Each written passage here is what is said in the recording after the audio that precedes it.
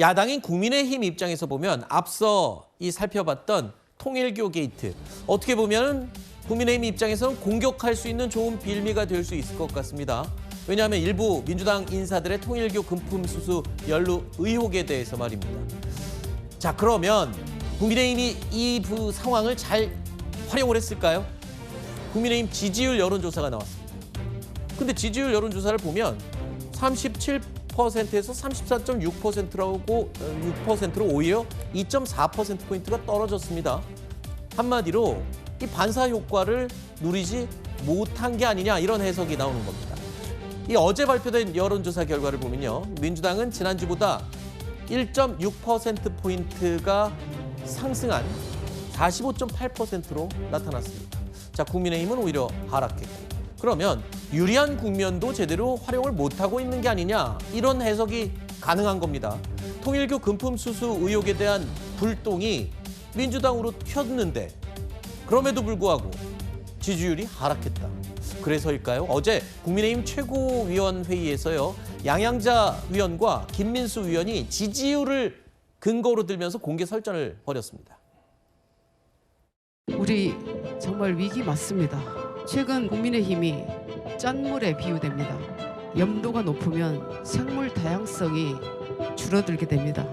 당의 염도가 적당해야 더 다양한 지역과 계층, 성별과 연령층의 국민 지지가 우리를 찾아옵니다. 우리 손으로 뽑은 당대표를 흔들려고 합니까?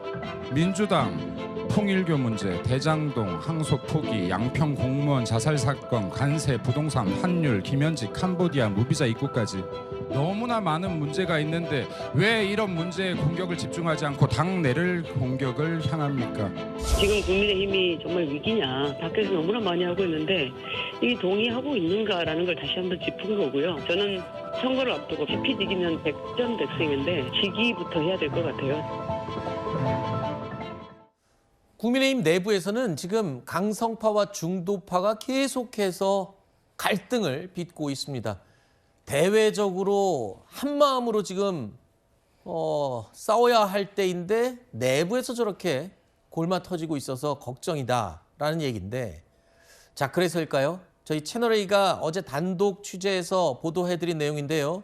장동혁 대표가 12월이 지나면 당의 기조를 바꾸겠다라고 의원들에게 이야기한 것으로 지금 확인이 됐습니다. 어떤 뜻인가요? 기조를 바꾼다는 게 기존의 강성 기조에서 이제 중도층 그리고 중도파의 말을 듣겠다는 건가요? 글쎄요. 지금까지 장동혁 대표가 걸어온 노선은 지금 말씀하신 것과 같은 변화와는 사뭇 거리가 있기 때문에 실제로 실행이 돼봐야지 어떻게 되는지 알 수 있을 것 같습니다. 제가 어제 우리 채널A의 단독 보도와 관련해서 그 지역에서 어느 당원분하고 얘기를 나눠봤어요. 네. 60대 어머님이신데 제가 저 얘기를 하면서 그래도 장동혁 대표가 다음 달부터는 좀 바뀔 수도 있을 것 같은데요 라고 했더니 그분이 저한테 하시는 말씀이 수능이 6개월도 안 남았는데 아들이 다음 달부터 공부하겠다고 하면 복장 터지지 않겠냐, 이렇게 얘기하시더라고요. 그래서 제가 아무 말 못했거든요. 그래서 네. 사실은 지금 장동혁 대표가 노선 변화의 필요성을 공감하고 있다면 이걸 지금 당장 행동으로 보여줘야 됩니다. 그 노선 변화라고 하는 것은 결국 당내에서의 화합을 도모하고 중도 확장하고 그리고 계엄에 관해서는 올바른 입장을 정리하는 것들일 겁니다. 앞서 그 김민수 최고위원이 너무나 많은 문제가 있는데 왜 이런 문제에 공격을 집중하지 않고 당내를 공격하냐라고 하는데 저는 그 말에 매우 공감하거든요. 그동안에 네. 장동혁 대표 앞에 많은 호재가 있었습니다. 그런데 10.15 부동산 대책이 나왔을 때는 그 주에 윤석열 전 대통령을 면회하고 면회관 사실 공개를 했고 또 대장동 항소 포기 때는 우리가 황교안이다로 찬물을 끼얹었습니다. 네. 또 장경태 의원 성추행 피소, 훈시기형 현지 누나 이런 게 나왔을 때는 계엄의 사과를 거부하고 윤 어게인 노선에 동조하는 듯한 메시지가 나와서 또 한 번 찬물을 끼얹었고, 최근에 이제 통일교 게이트로 지금 민주당이 코너에 몰린 상황에서는 갑자기 오래 지난 당원 게시판 문제를 꺼내고 있는 상황 아니겠습니까? 이런 것들이 지금 당원과 국민에게 어떻게 보여지고 있는가에 대해서 장동혁 대표가 좀 깊이 한번 돌아보셨으면 좋겠다라는 말씀을 드립니다. 네.